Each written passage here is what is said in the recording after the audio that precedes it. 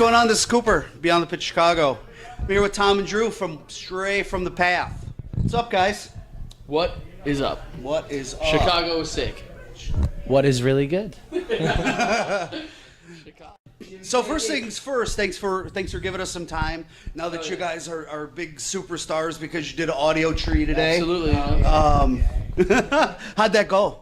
It was amazing. It was really cool. Yeah, I loved it, man. They have like such a big operation. Like I knew Blake, talking to him on an email, and I see him in the interviews and all that. But there's just like 10 other guys just working their ass off doing shit, and it was so cool. It got to play, and we got to premiere a new song on there for the people that, you know, the diehards that really came and watched it live, and it's cool. Like like 1,300 people tuned in live for 1 o'clock on a Saturday, and got to hear some new Stray. And then my Twitter blew up, and everyone's loving it, which makes me feel like a fucking genie. I feel great, like, because it's cool. Like, we're so excited on this record, and it's just like sitting on my iPod right now, and I'm just like, I want everyone to hear it. But and then this was the one time. This is the one time we were like, you know what? We'll sneak it in at the end. We won't really tell anyone. I sent a tweet out like right before we played it, and and then everyone was just, it was cool. Everyone flipped out. I'm fucking psyched. It was really good. It was a lot of fun. Sometimes like when you get asked to do stuff like that, it's like being on tour and stuff. It could get hectic, but we showed up and they were so professional, and it was amazing. It was really fun. Got us food and drinks. I heard you had a shit ton of pizza. Yeah, dude, it was so sick. Like, they didn't ask if I didn't eat meat or not, because all of it had meat on it. So me, Dan, and Mikey didn't have anything, but it's okay. Better for somebody else. I love pizza so much. I had 5 slices of pizza, and I'm not upset about it. Damn. So you kind of went into a new album. You guys, basically laying low for about 6 months. Yep. Where's it at? It's on my iPod. Well, it's called Would You Like to Know? I mean, is it done, mixed, mastered, it's done. ready to go? We had the last guest vocal just come in.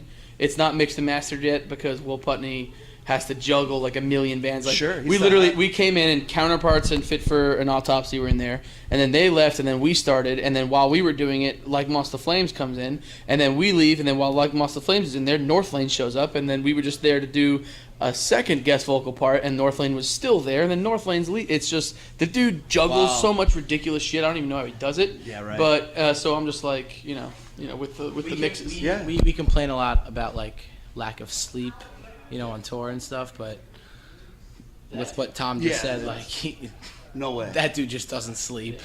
So it's insane. Guest vocals? Anything? Anything you'd like to divulge? I'll reveal one because no one knows who cool. the fuck he is. So it's not really groundbreaking, but we did it. We did something a little different in this next record. We have a song called "Future of Sound," which we had a buddy. His name's Cody Beware, and he's in a hip hop group called World's Fair. Okay. And they're from New York, and they're doing really well, and they're fucking incredible. And I met Cody like a couple of years ago, and heard his music, and he's also in stuff like us and like Glassjaw, and he's very in touch with what we do. And we had Dragon Neck had this one bass riff. And he was playing it, and he's like, how sick would it be if we had like a hip hop song on it? And I was just like, yeah, but if we do it, it might not be cool on our own. But so we hit up Cody, and he was just like 100%. Came in, wrote his part, and then Drew has like his parts on it too. Sure. They kind of bounce off each other in certain parts, and it just came out so fucking sick. So if anyone's hearing it, check out World's Fair. Cool. My favorite song is Sammy Sosa. The song's called Sammy Sosa. And he's the second guy in the video that raps. And just the whole group's incredible. So, and they're like coming up like a very, I guess, maybe Stray from the Path sized hip hop group. You know what I mean? Like in that world. So they're fucking awesome. He's on it, and then there's 2 other guys that we'll reveal later, you know, when it's more together. Sure. Also too, like, with like the whole like Queens thing, like, a lot of like hip hop that we're into came out of Queens. Like a lot of stuff that we grew up on listening to, that we're influenced by, and like, it's just really cool to see his World's Fair and like his own solo stuff like be so awesome, and like, I don't know, it's cool. I mean, it was a cool collaboration that could have went to shit, and we were kind of nervous doing it. Like, is this gonna be lame? What do we think we're cooler than we are? You know what I mean? Like, so like, and we did it, and it was something we were just like, holy shit, this is fucking sick, It came out really good, and I'm psyched to have everyone hear that. All things that, Chance don't always turn out good, but when they do, it's like, fuck yeah. Absolutely. So what do you think about the new album? What's your take on it? My take, bands say this all the time, and I'm not going to say the mature thing, like, oh, like, we matured. Like, no, it's not what happened. It's so hard because I know what he's talking about, but there's only one thing to say, and you're about to say it. No, I'm not going to say it. I'm not going to say that. Dun dun dun dun. To be honest, a couple tracks on Rising Sun or Anonymous, I'd be like listening to it after it's been released, like skip. Really? You know? Just because like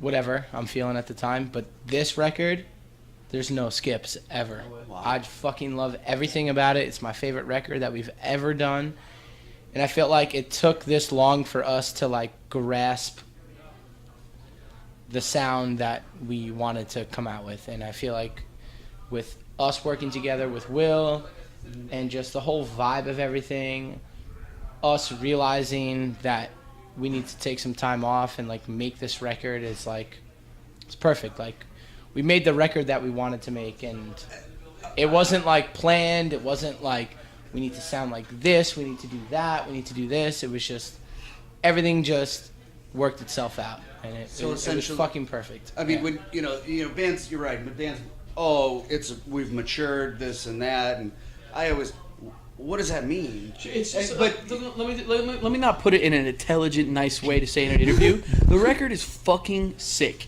It's fucking great, and I love it. Like, I was so nervous going into it. I thought we didn't have it together because we were touring so much, and that's right when we dropped that Amir tour, because that's it. we were just doing too much, and I was just like, we need to top a record now that's our most popular, and I don't know if we're going to be able to do that because I can't write shit when we're playing old songs on stage with Amir. You know, so it was just like we bailed on it, and it was just like Drew said, the tracks 6 through 11 on the new record are better than the 1 through 5 tracks on anything else we've done. Wow. So it's like the whole record is a complete thing, and that's what I love more about it, because again, like I listen to Anonymous, I'll listen to False Flag, Badge and a Bullet, Radio, Scissor Hands, Black Friday, and then what else did we do? You know? Yeah. You know, Tom and I, like, you know, have been doing this band since the world knows about it, and it was the first time, like, we were on tour and, like, we took a step back and we were like, yo, like, we reflected on everything, like, if we don't do this the right way, like... Sure. Band's over. Yeah. Well, and it's just gonna, like, you know, it's gonna burn out. Yeah, the flame will burn out. that was, like, the realization for me, you know, like, having the conversation that us and the rest of the band had, you know, it was, like, it was just weird, because, like, we're always the type of band that just, like, does what we want, and we had that realization of, like, yo, we gotta fucking write a record that has to top, you know, Anonymous. And we didn't have a gimme record. We didn't have a record in us to like, oh well, you know, if we didn't get it right on this one, it's like no, like we need to fucking conquer this shit right now. And if we don't, then you know it's maybe it's game over. You were saying the drums suck on it, right? Suck on that, baby. Actually, Drew had to step in and do like a good amount of the Nice. A lot of the times I had to like, there was times where Dan was like doing. Yeah, like, just so everybody knows, Dan tried to sneak in and none of this is true. the bass, you know, the bass is soft. The bass was Yeah, solid. so I had to mean, come you know, in like late hours and retrack it, like all of it. fucking figures, man. It's you know, anybody that you call, you know, mentally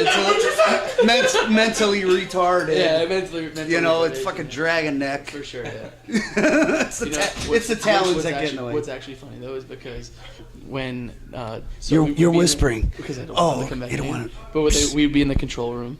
And Dan would be doing his drums, and there'd be like a window like here, and Drew would like sneak up so that like he couldn't see him walk up, and Drew would just like if he was having a tough time with a part, he'd write on a big piece of paper and just put it up to the glass that just said, "Do you want me to do it?" It was so funny. Oh jeez, that's awesome. That's what a family affair. Yeah, that's my thing. I try and find like light in everything. You know, I try and.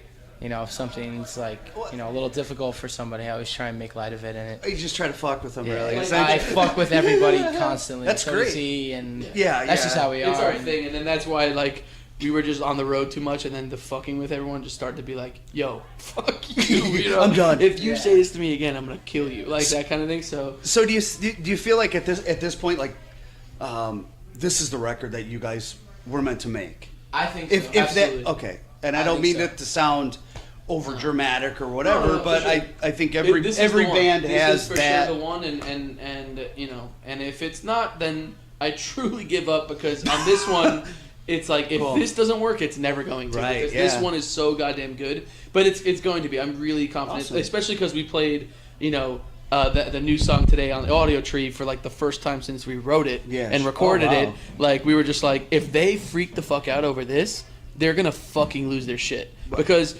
that song is definitely, it's one of the best ones. But I just know that there's other ones on there that are like so much more like, and they're just gonna fucking love it. And that's why I'm just like, not in like an arrogant way, not in like a fuck. No. It's just because my favorite heavy band besides Rage and Deftones is Stray. Like I love what we write. Like I write shit that I would listen to. If I wasn't in this band, I would pit. I would pit for every show. Anytime this band came to New York, I would pit so hard. That's why I'm like, that's where I'm just like, I would flip if I was a kid that heard this record. Just don't stage dive at Bottom Lounge in Chicago. Just saying. Just saying.